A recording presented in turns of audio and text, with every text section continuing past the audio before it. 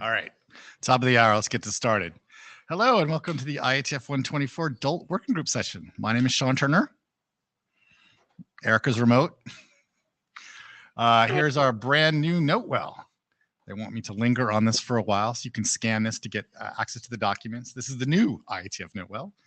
It is a reminder about the process and policies, including about conduct, privacy, and intellectual property rights you agree to follow when you participate in the IETF. Please read it carefully. You're encouraged to read the source documents to which the Notewell refers. If you have any questions, you can talk to me or Erica, or we can get you in touch with an area director. Thank you. Linger. All right. Some tool suggestions here. Meeting tips, please go into the agenda and log in with the data tracker and make sure you use the on-site tool. That's how we're going to manage the queue. So if you want to get to the queue, I want to see your name in the list as it scrolls through. And for people in remote land, which is a lot of the people we have here, to make sure you mute your microphone when you're not speaking. I have the power to do it, but I feel it's rude, so we'll skip that. And today we're going to talk about one document. We've been spending quite a bit of time on this. We have monthly meetings, and we've been going through it with the authors and whoever else wants to show up. And so I think this is a lot of a culmination. I know that the authors have done a lot of work on this draft. So I think we're going to switch over there. Is there any agenda bashing? No. Okay, great. That's what I wanted to hear. What we're going to do now is we're going to switch over. Maggie, I think you can actually run the slides if you want, or I can do it for you, whichever you prefer.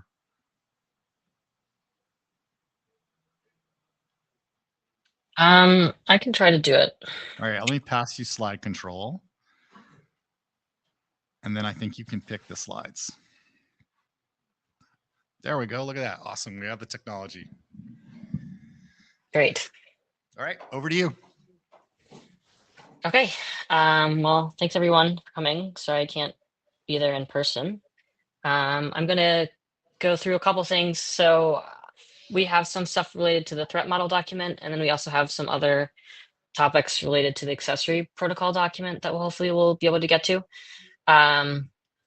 So basically, we'll start with the threat model document, talk about the motivation for that, what's new in the newest version, and some of the open issues that I'm interested in feedback on. I'm also interested in other feedback from people who've had a chance to read the document. And then hopefully we'll have also time to talk about one of the big problems that we're trying to figure out how to address moving forward, which is whether or not to allow, and if we do allow, how to do that effectively, remote disablement of location tracking tags. Yeah. So the motivation for the threat model document is that we wanted to make sure that we have a good understanding of the unwanted tracking threat model before we kind of finish implementing the accessory protocol document, and also documents for the crowdsourced network, and also for the unwanted tracking algorithms, the finding algorithms. And so right now this document has been adopted. We're in the version 3. We have a taxonomy of unwanted tracking. So that's basically different types of scenarios that in which unwanted tracking could be deployed. And then a lot of different types of potential attacks on the DULT protocol that people might use to try to circumvent unwanted location tracking protections. And then we also have some recommendations about design requirements and constraints. So this is really where that top stuff will inform what the rest of the documents actually do in terms of the technical implementation. So the big changes that we have in this most recent document were really focused on cleaning up and getting it ready to get feedback from a wider audience. So we were improving the scenarios to kind of make sure to expand them to try to cover as wide of a different set of possibilities as possible. And then we also added some recommendations about GPS trackers. In particular, we're basically suggesting that if a manufacturer produces a GPS device, that they might wish to also include Bluetooth functionality so that you can benefit from a lot of the unwanted location tracking protections, even if it's a GPS device. Obviously, that would be optional. This is all optional. And then the other thing is that we're really trying to focus on getting a lot of clarity about the terminology that we're using. So for example, we might use the word device, and that might mean referring to someone's phone, but that might also mean referring to a location tracking tag. And so I went through all the document and tried to make it very clear when we're talking about tags and when we're talking about devices and how we're defining all of those things. So we've already gotten some feedback on the draft, and so thank you for, there's a couple of people who have already gave feedback over on the email list, or even made some issues and PRs on GitHub. So thank you for that. I've reached out to let everyone know that I'm happy about that, and I'm going to be implementing those kinds of changes. These are the things that are open right now. I would say basically almost all of these are clarifications or relatively minor improvements. They don't know is a really great use of everyone's time for us to talk about them. But the one that I do think, although we can, the one thing that I do think is really important to talk about, though, is Watson's suggestion, which I'll show on the next slide, which goes into a lot more detail about how we organize it and how to make sure that this information is actionable and useful, both for the people who might be giving us feedback on this outside IETF, and also for people within IETF, like when we're working on these other technical documents, to make it as actionable and useful as possible. And yeah, Sean says we got comments from Barry and Watson where we equals the list. Okay, yep. And so you can see the other ones on the screen. I think this is mostly like making sure that certain things are clear if they're unclear, or maybe renaming sections. But the one I'm going to show now is the kind of the biggest change that we're considering. So this is the text that Watson wrote. You don't have to read the whole thing, but I just figured I'd include it here so people know what we're talking about. So basically, Watson is arguing that the way that we currently have the document organized, which starts with the taxonomy and then goes to the attacks, and then the mitigations for some of the attacks are kind of within the attacks section, that we consider organizing it differently so that we have attacks on the DULT protocol, then we talk about the taxonomy of unwanted tracking scenarios, and then we talk about mitigations as a separate section. And I think I'm totally open to this change, but I also want to hear what other people think, because it's a pretty big change from how things are currently organized. But my end goal is that this is actually actionable and useful. So whatever people think will make it easy for people to read the document and give good feedback on the document, I want us to do that. And just for reference, this is the current table of contents. So not every header's in here, just 2 levels, but you can see that the real sections we're talking about here are like 3.3, 3. And 3.4, basically swapping these, and then also breaking out some of the content that's in 3.4 and moving it to its own section. There was also an issue about whether or not section 3 should be called security considerations or should be called something else. I'm also open to feedback on that. This is the first time I'm writing one of these documents, so whatever the conventions are, we're happy to follow them. But so I wanted to stop here to get some feedback on this reorganization or any other comments people have about the threat model document before we talk about the remote disablement. All right, Barry, I'm going to put you on the spot since you read the document too. So I'd appreciate if you could get up there. And since you read it, do you think it would make sense to move them or not? But go ahead, Jesse. Yeah, as I just wanted to comment as a co-author, albeit one who's not had too much capacity lately to make changes, that I think that one of the uses of not just laying out the different types of attacks and also talking about ones that involve exploiting a victim's tag in some way, I think that that is important for the purpose of balancing privacy and security, which is not, it's not my favorite title, and that's on me, but the balancing privacy and security.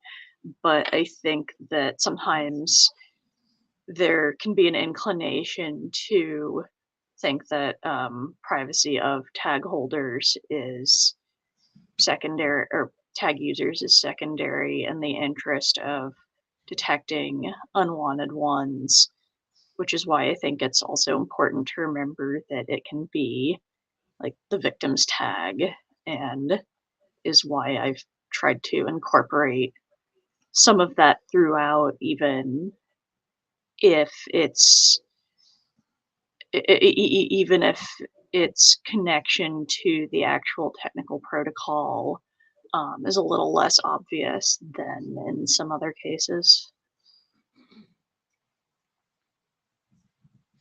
All right, Daniel.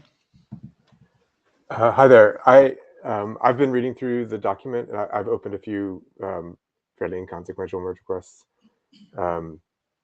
that hopefully are useful. But the reason I've been giving you the inconsequential merge requests is because I've been collecting more substantive feedback that I want to give in sort of a batch, so I'm not dribbling it into you.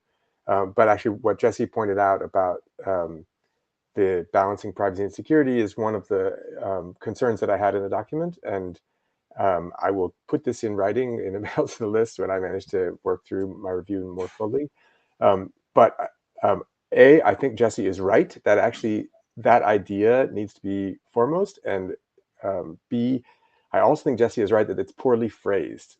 I think that we need to be talking about the privacy of the tag holders as part of the security requirements.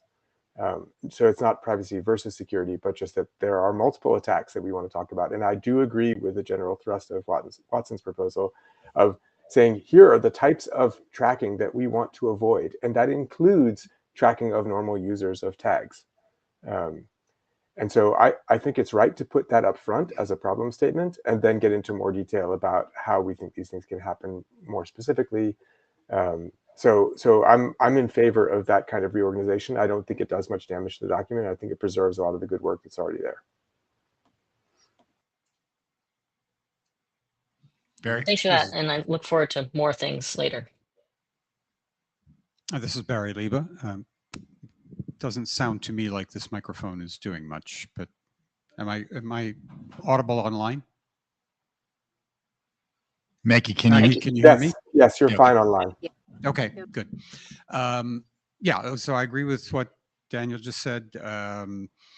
I guess Sean wanted me to get up and make a comment about the organization of the document because I have reviewed it. So first, the name security considerations on that section did jar me when I first read it because it was sort of out of place from the usual. But then I realized that the whole thing is about security considerations related to the DULT protocol and you know the whole DULT concept. So I don't think I would change the name of security considerations. I think I would leave it that way. Because then otherwise you're going to need to put a security considerations section in that basically says nothing more than look at the whole document. That's what we're talking about here. So just leave that. Yeah, I mean, yeah, okay. So anyway, as to moving the taxonomy section, I'd have to go look at it again and see what I think of it. But yeah, there's a whole lot of issues related to privacy, security, attacks and stuff that we have to balance. And trying to put a certain type of attack first or a certain type of, addressing certain bits of it first probably isn't going to work. I think we are going to need to sort of mix and match as we go through a narrative. So maybe I'll give it another look through with that in mind and see if I have any comments about the organization of the document. Okay, cool. All right, thank you. All right, back to you, Maggie. Okay. Yeah, I really appreciate that. So I'll look out for more people's feedback. And my general plan right now is to just like take the minor inconsequential things and then try to get that done. And then I guess that will make room for the more meatier big things that need to happen. So yeah, we're really trying to push to get this done. So I'm not rushing anyone, but just I'm trying to move this forward so that everyone else can focus on the other stuff. But that transition as well. Yeah, it's always be closing. Yeah. But so this does transition next to the next part. And also I want to say, this document also has the co-authors Jesse's here and also Shailesh, so I want to shout them out. And then also next topic is about remote disablement. And so this presentation is based on presentations that we've done in our interim meetings, also with Brent Ledvina, who's here, and Sidika, who I'm not sure is here. But yeah, so not just me. Okay. So one of the big situations that has, okay, Sidika's running a little bit late. One of the big situations that has come up that has been really difficult to figure out whether and how to accommodate is the idea of being able to remotely disable unwanted location, or sorry, location tracking tags. So for example, there could be a scenario where the tracker is very well hidden and it cannot be physically located by a target. And this is a rare scenario, but it does absolutely happen. So for example, something's like stuffed in a car seat, or there's like 5 tags that are all hidden throughout a car. There's cases where people basically sell their car because they cannot figure out where these trackers are. And so we want to explore whether or not we can find a way to allow people to remotely disable trackers in the case where they cannot locate them. So this is going to talk about some of our ideas about how to implement that, but then also some of the concerns that have been raised about how this could potentially compromise the network, and whether or not we can find a way through to actually implement a feature like this.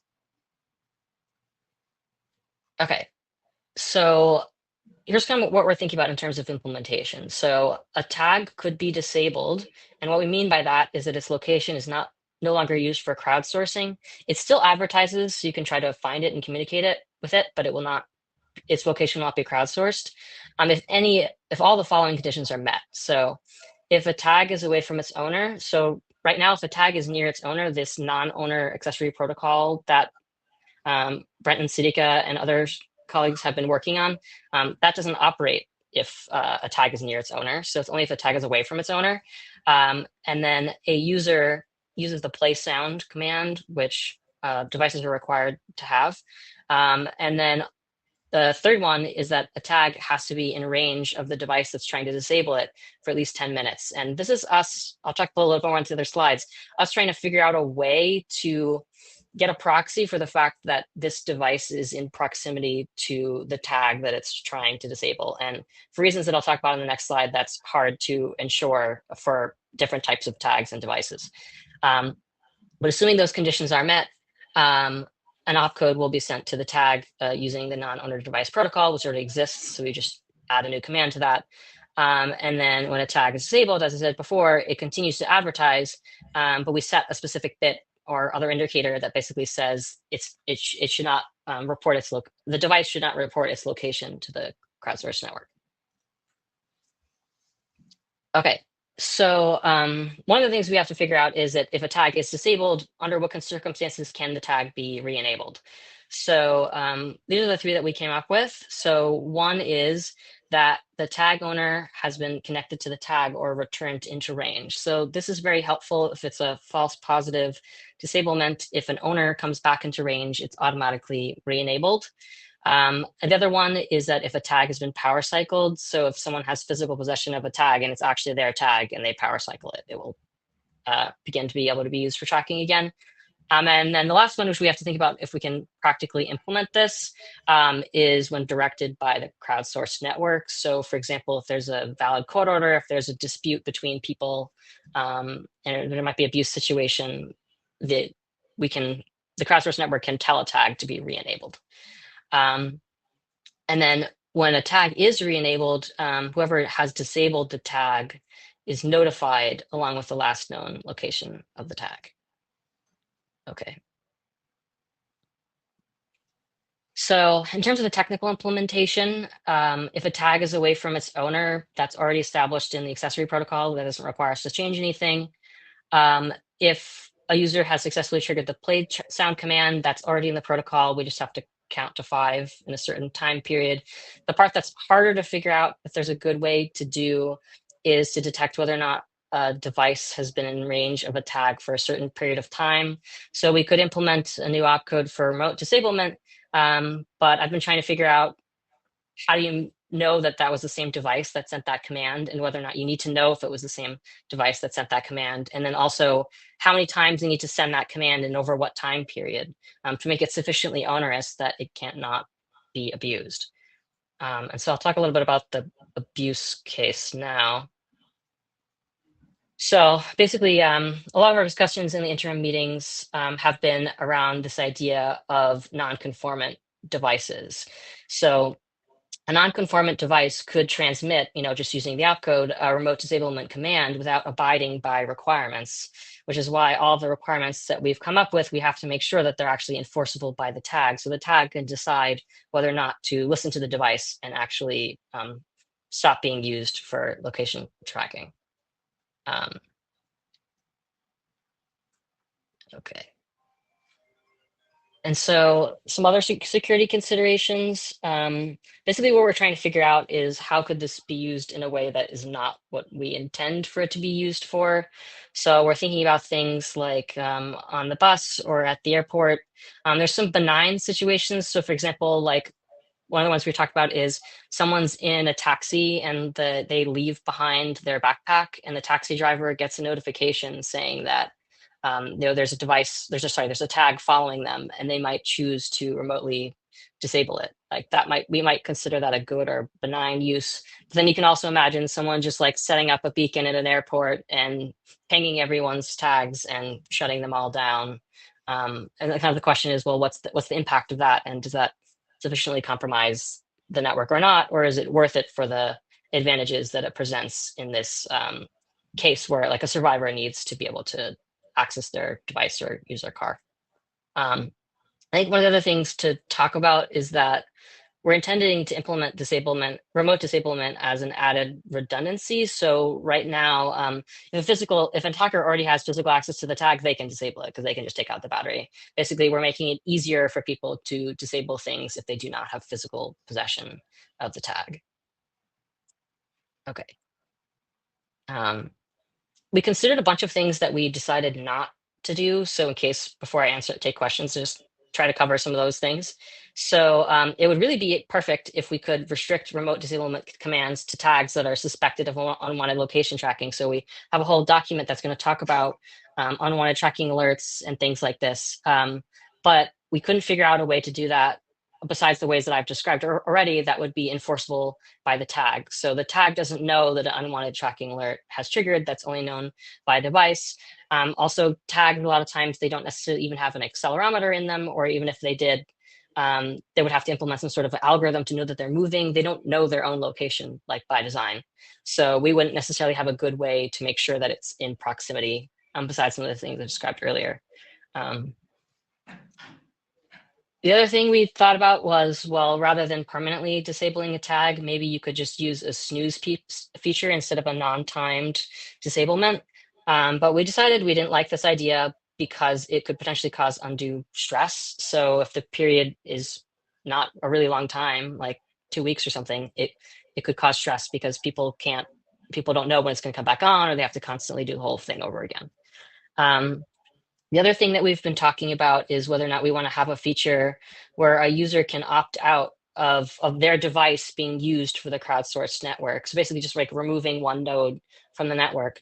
But we were really concerned that that might create a false sense of security. So people might think, oh, this tag can't track me because I'm not contributing to the crowdsourced network. But if a survivor is in a sufficiently well-populated area, then that doesn't really protect them at all. So we were concerned that that might lead to a false sense of security. So overall, I think our big questions here are like, what are the consequences if we rolled out a feature like this? Would it be okay if someone could go to an airport and mass disable a bunch of people's tags? Is that a problem? I think one of the things I'm having a hard time coming up with is like meaningful downsides that aren't related to anti-theft, because one of the things the working group has said is that we're not going to focus on anti-theft.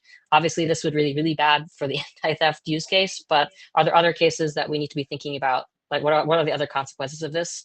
And then if we decided we still wanted to do this kind of feature, how could we do it in a way that would be hard enough to dissuade attackers, but still helpful for targets? So right now I proposed like once a minute for 10 minutes, but maybe it's every 5 minutes for 60 minutes. There's lots of different knobs that we could try to turn to make this work.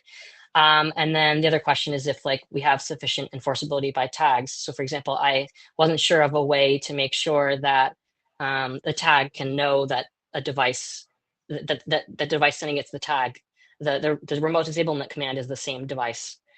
So I'm also interested in people's feedback on that. So I will stop there. Thank you.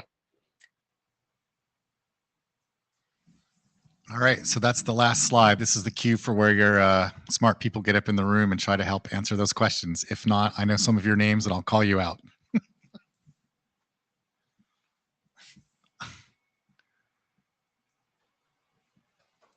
Thank you, Eric. So I guess maybe I'll lead with, I think this is a reasonable put. I think that, like, I'm not saying it's not possible to find mass disablement cases, but this seems like, well, on first inspection, it looks like it may make it moderately annoying. That I want to, however, say I don't agree with this framing. It is not like, that does not have a scope for the working group entirely. And like, if you gave me a system that, like, the property was that, like, I could push a button, it would disable every air tag in the universe, that would not be an acceptable system for us to build, even if the only argument against it was like for anti-theft. So, like, I just don't think that this framing is correct. And the reason I'm saying that is because, you know, I think we ought to go back and think about whether these conditions actually do properly avoid mass disablement. And if the answer is they don't, then this feature shouldn't go in. And so, I think that, on first impression, it seems like it's probably fine, but I don't think that, like, that the proposed test here is accurate.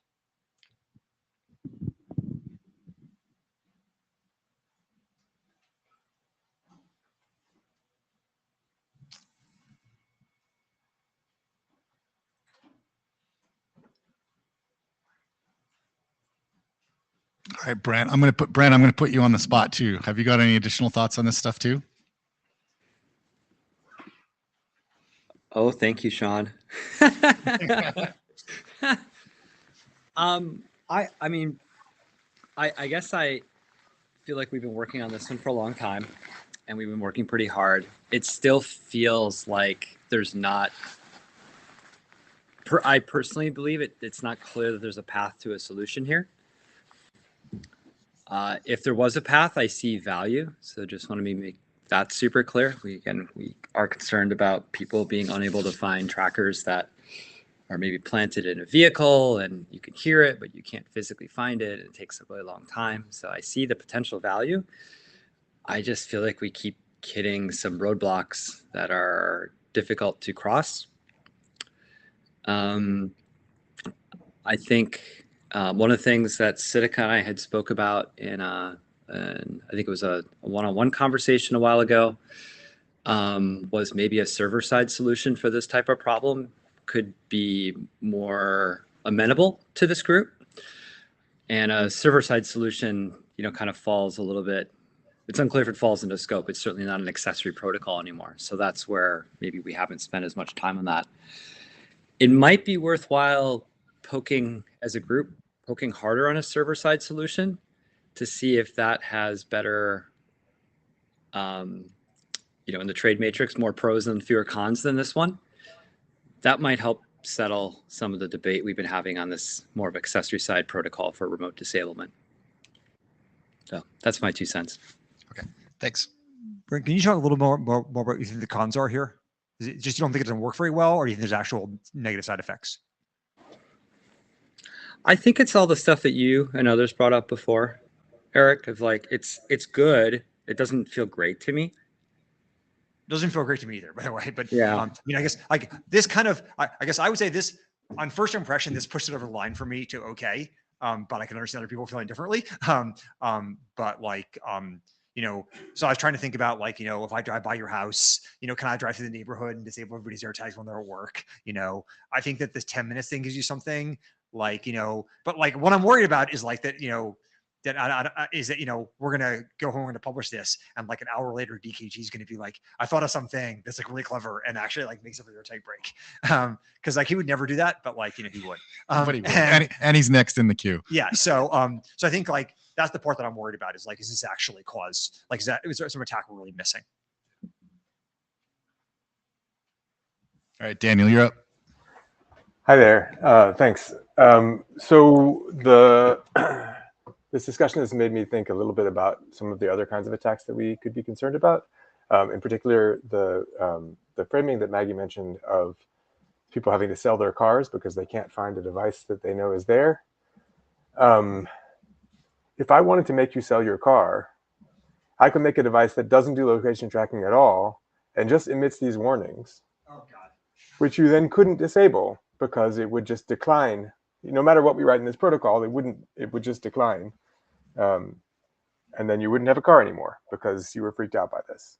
So I just, there's like side effects to the side effects here. If someone actually can't find the physical device, and it can continue to emit these alerts as though it were a tracker, and it would not be obliged to follow the specification because it's not actually a tracker, it could cause you to sell your car. So, there's all different kinds of attacks here.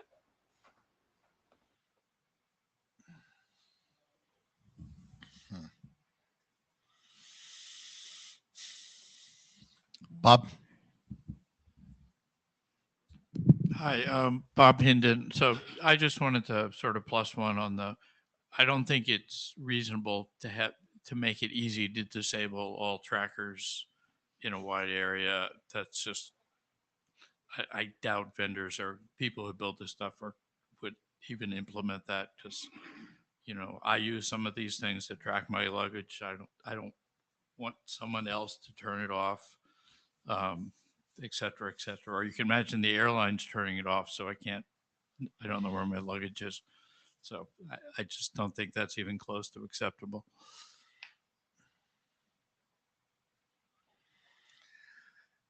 All right. So the way forward. I like the idea that Brett brought up that maybe we should look at exploring the server side approach, even knowing it's out of scope. We can always change the scope of the working group if we need to. But I kind of like that idea a little bit. Like, we don't have to lose all this thought, but yeah. Ecker, I'm also willing, I'm spitballing here, folks. So I guess I would, and I'm not quite sure how you want to do this in the agenda here, but this is the only presentation. So we got Okay. 30 minutes of free time. Yeah. So I think I'd like to talk about the bigger picture here, which is, this, and I wasn't sure I was going to do this, but I guess I will sort of a little bit. Like, this work is going on for a while. I think like it has like I would say a low energy form of enthusiasm. I'm part of the low energy, so like I'm not not a criticism of anybody.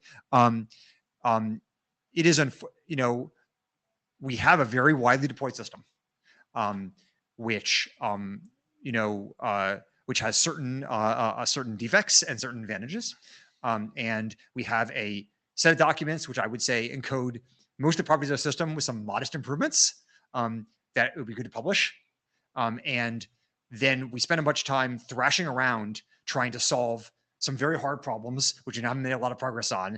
This being one, but I think even the worst one, the non-compliant devices one, which I personally have made no progress on.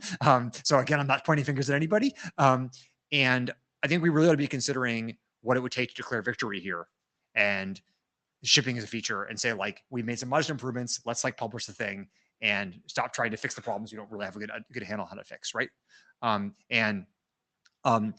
I guess I do want to talk about, if I may, the non-compliant devices problem. I did some shopping. I was like shopping on the internet a while back, or saw some of that stuff on the internet. Turns out you can now buy, like on Amazon, for $40, a GPS-enabled tracker with like a SIM card, which has like a 2-week lifespan, and is and like is about the size of 3 or 4 air tags, and they're like explicitly advertised as stalking devices, by the way. I mean, I wouldn't say stalking, but they're advertised for non-consensual tracking purposes.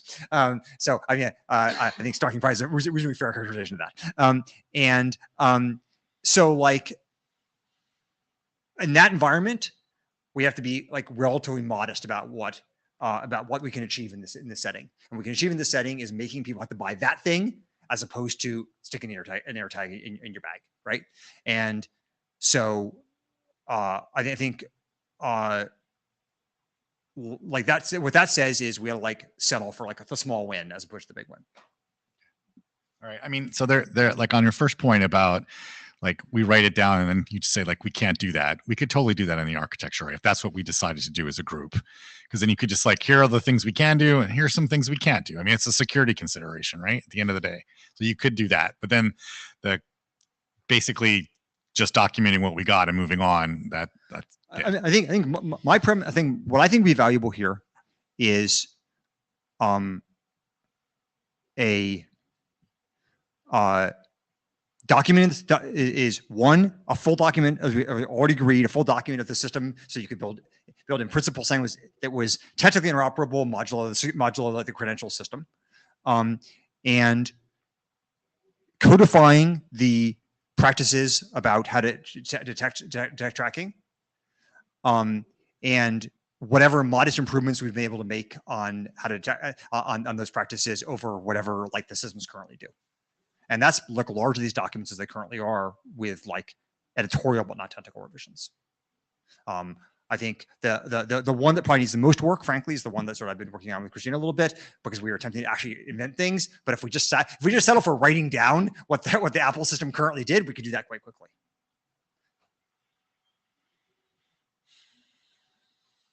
All right, Jesse. Why am I not showing? There I am.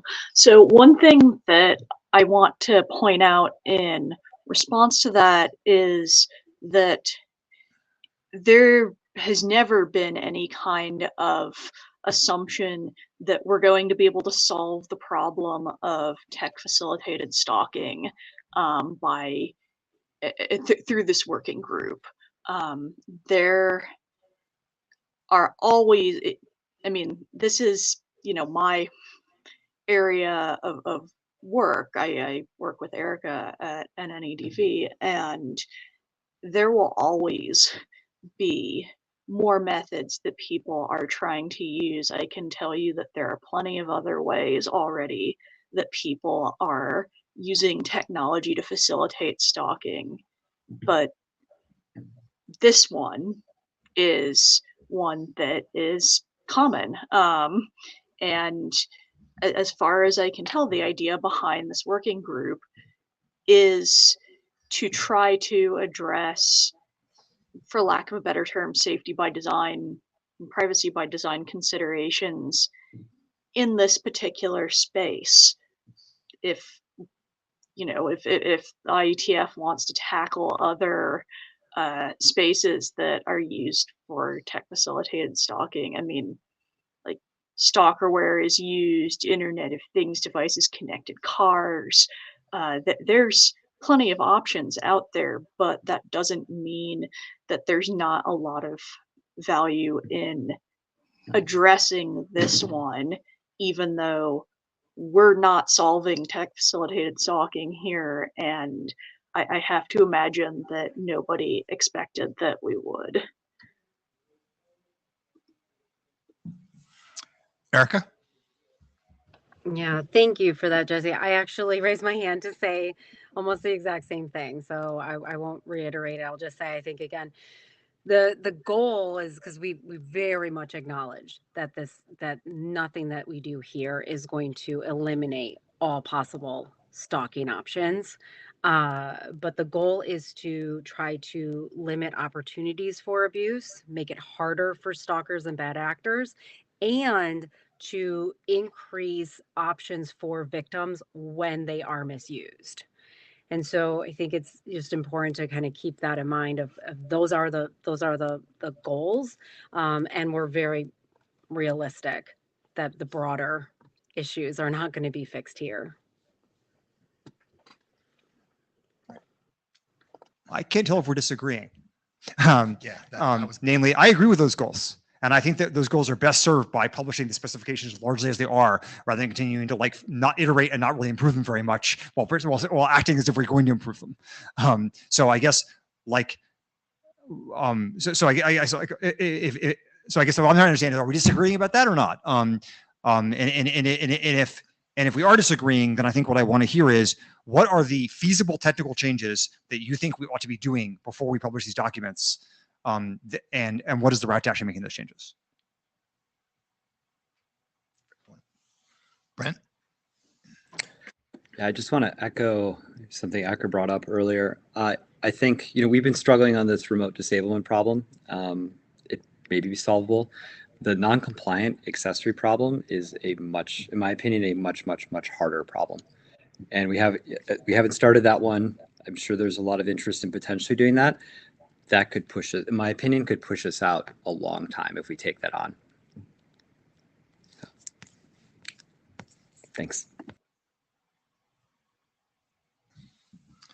Are there others that would like to get to the microphone, either here or in remote land?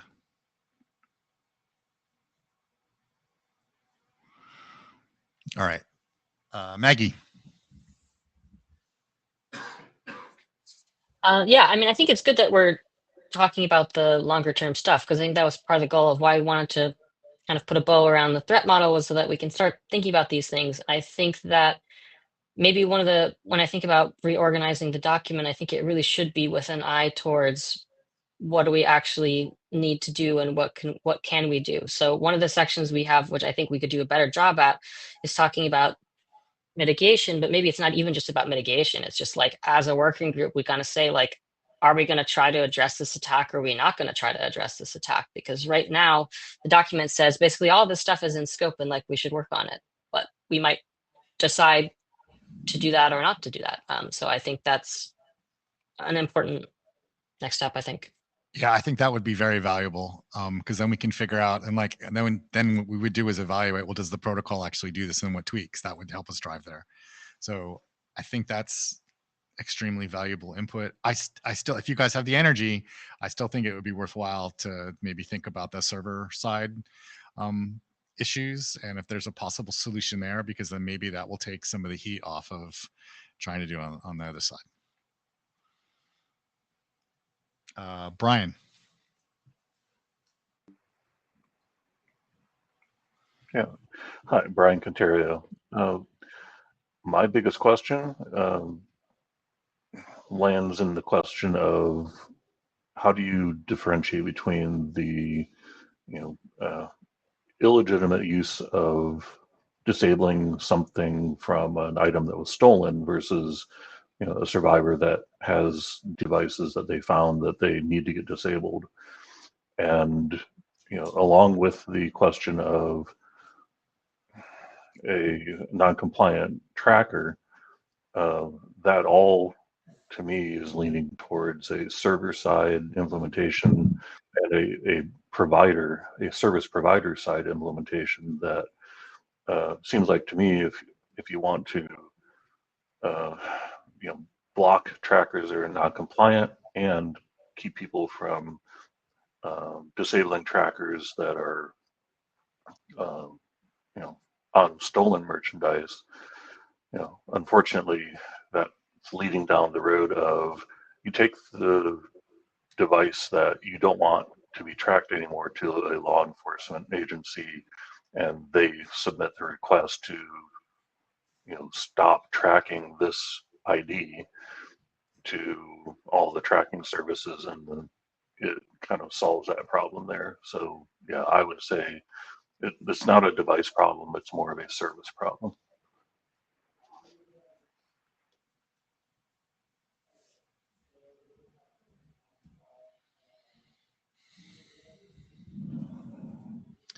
All right. That thereby drains the queue. All right, so we got some stuff to think about. I know that we're going to get some more comments from DKG. I mean, part of the reason why we were focusing so much on the threat model is because we figured that it would impact the others, and so maybe we're just kind of at the end of having looked at the threat model, and if we get a reorganization and can say what we're going to do and what we're not going to do, then we can look to see if we got the protocol, and then do the whole, document what we got. So we'll see how that goes down. So I think that maybe that's the way forward. And with that, I'm just watching the chat fly by. All right. Well, unfortunately, not unfortunately, with that, that brings us to the end of our regularly scheduled time. So we have open mic. We got 15 minutes if you want to say anything else.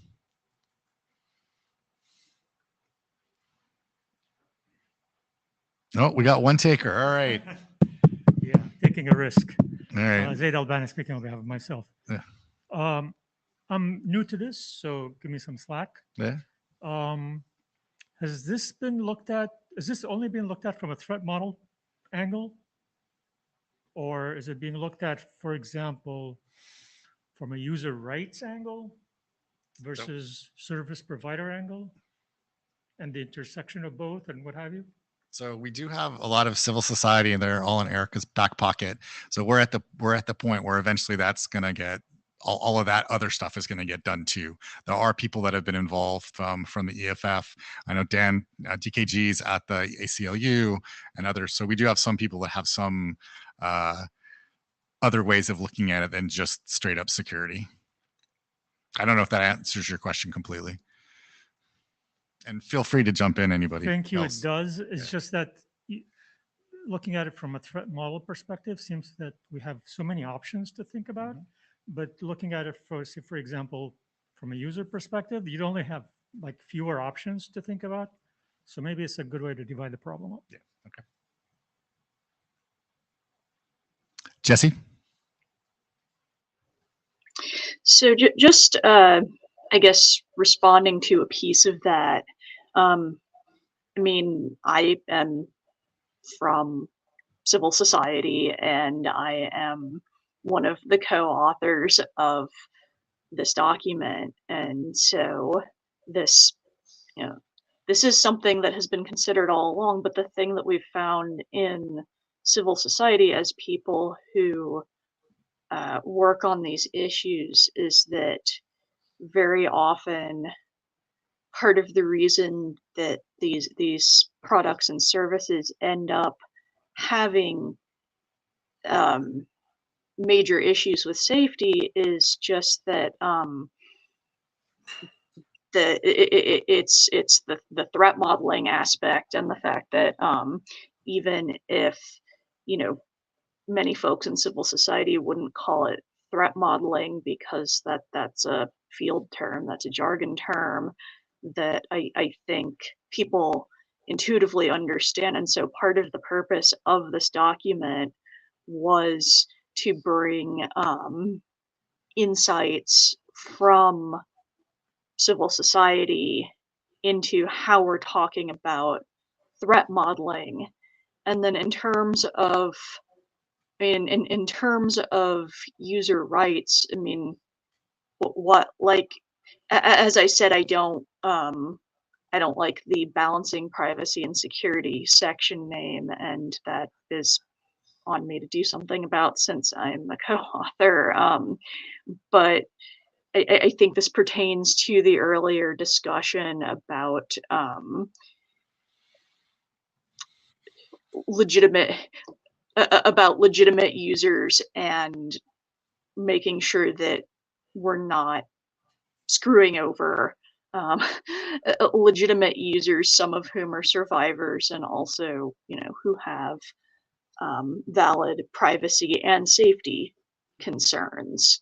So I think that's also been something that we're trying to incorporate. But the fact that the civil society people involved in this document have been primarily like domestic violence related orgs and NEDV, that doesn't mean either that we're not thinking through a user rights angle to it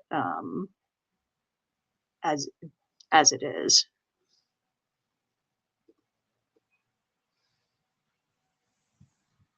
Okay, great. I know Brent asked in the chat here, it said, you know, if we did decide to just document the win, would we need to go to another working group or just do it here? We could just do it here. Deb, did Deb walk in here? I thought I saw her head pop in. I was going to give her a quick synopsis, but she's not. So, all right. Unless anyone has anything else to say, we're going to end 10 minutes early so you can get in line for lunch early. All right. Thank you very much. Thank you all. Yep. Thanks again. Sean. Bye. All right. Shoot.